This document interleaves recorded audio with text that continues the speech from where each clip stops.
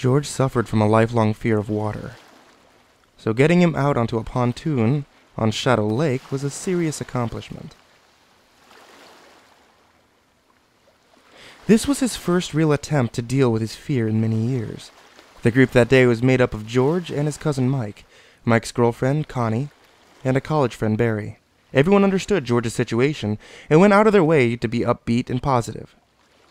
George sat in a middle seat, staring up at the few cotton clouds in an otherwise blue afternoon sky.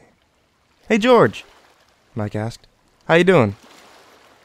The pale young man gave Mike a nervous smile. "Good. Doing okay." "Cool." Mike stopped the pontoon in the middle of the lake.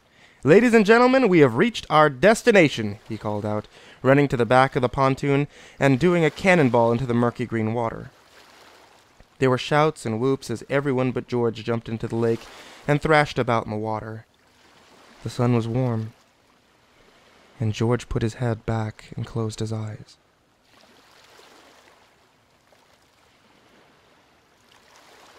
He caught himself before he toppled out of his chair, but he'd fallen asleep. The splashing had stopped. He got up and peered out on the calm lake cautiously.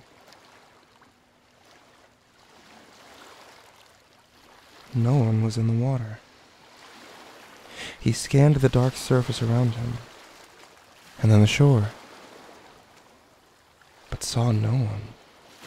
His heart racing, he shouted names,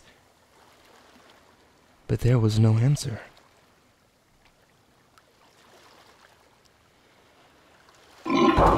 Then he heard the hollow thud of something hitting the pontoon hard enough to make it rock. And his screams echoed across the lake.